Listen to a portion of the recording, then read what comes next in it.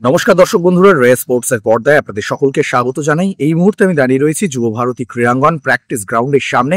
এখানেই অনুশীলন সারল ইস্ট বেঙ্গল দল। সুপার কাপের সেমিফাইনালের কথা মাথায় রেখেই কিন্তু প্রস্তুতি সারছে অস্কার ব্রুজোর দল, এবং সেখানে কিন্তু প্রতিদিন অনুশীলনে একেবারে নতুন নতুন পরিকল্পনা দেখা যাচ্ছে। তবে গতকাল যেরকম প্রায় ঘন্টা দুয়েক গা ঘামিয়েছিলেন মিগুয়েল রশিদরা, আজকে কিন্তু ঠিক উল্টো ছবি দেখা গেল। মাত্র ঘন্টাখানেক অনুশীলন সারলেন লাল হলুদ ফুটবলাররা, এবং সেখানে বেশিরভাগটাই কিন্তু খুব হালকা মেজাজে অনুশীলন করতে দেখা গেল তাদের। প্রথম দিকটায় দেখা গেল গোটা দলকে দুটো ভাগে ভাগ করিয়ে তিনি অনুশীলন করালেন, এবং সেখানে কিন্তু মূলত দুটো দলে পাঁচজন করে ফুটবলার ছিলেন, এবং সেই 5 ভার্সেস 5 একটা ম্যাচ হলো, যেখানে গোল করলেন বেশ কিছু ফুটবলাররা, এবং অবশ্যই তার গোল করার যে প্রবণতা সেই দিকটা অবশ্যই দেখে রাখতে চাইছেন অস্কার ব্রুজো। তারপর বেশ কিছুক্ষণ কিন্তু শুধুমাত্র শুটিং এর অনুশীলন হলো, যেখানে দূরপাল্লার শটে গোল করার মহড়া চললো, এবং সেখানে ইস্টবেঙ্গল দলের যে 4 জন গোলরক্ষক রয়েছে প্রত্যেকেই তারা কিন্তু ঘুরিয়ে ফিরিয়ে গোলের নিচে দাঁড়ালেন। তবে বলা যেতে পারে আজকে সেরকম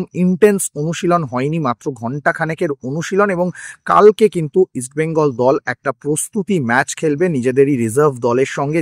যেহেতু সেমিফাইনালের আগে হাতে এখনো অনেকটা সময় রয়েছে, তাই দল তৈরি করার জন্য সব রকম পরিকল্পনা সেরে রাখছেন কোচ অস্কার ব্রুজো। আগামীকালের প্রস্তুতি ম্যাচটা অবশ্যই সেমিফাইনালের জন্য প্রথম একাদশ দেখে নেওয়ার একটা প্রস্তুতি বলা যেতে পারে, বা একটা মঞ্চ বলা যেতে পারে, যেখানে অস্কার ব্রুজো হয়তো এই ম্যাচটার জন্য মানে সেমিফাইনাল ম্যাচের জন্য একটা প্রথম একাদশ দেখে নেবেন, কাদেরকে খেলাবেন বা কাদেরকে খেলাবেন না।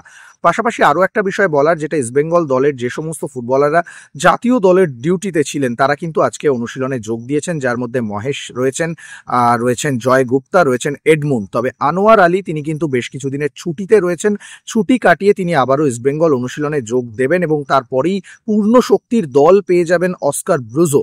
ফলে অবশ্যই ইস্টবেঙ্গল হেড কোচ তিনি কালকের ম্যাচটার দিকে, প্রস্তুতি ম্যাচটার দিকে তাকিয়ে থাকবেন, এবং সেই ম্যাচের পরেই হয়তো সেমিফাইনালের জন্য নিজের চূড়ান্ত যে ছক কষা সেইটা হয়তো শুরু করে দেবেন। হাতে যে সময়টা রয়েছে সেই সময়টাকে একেবারে পরিকল্পনা মাফিক ভাবেই ব্যয় করছেন অস্কার।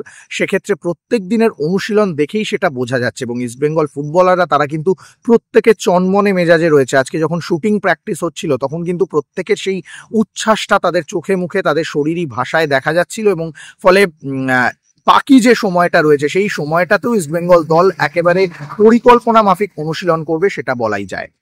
যুব ভারতী ক্রীড়াঙ্গন থেকে সৌরভ মুখার্জি, রে স্পোর্টস।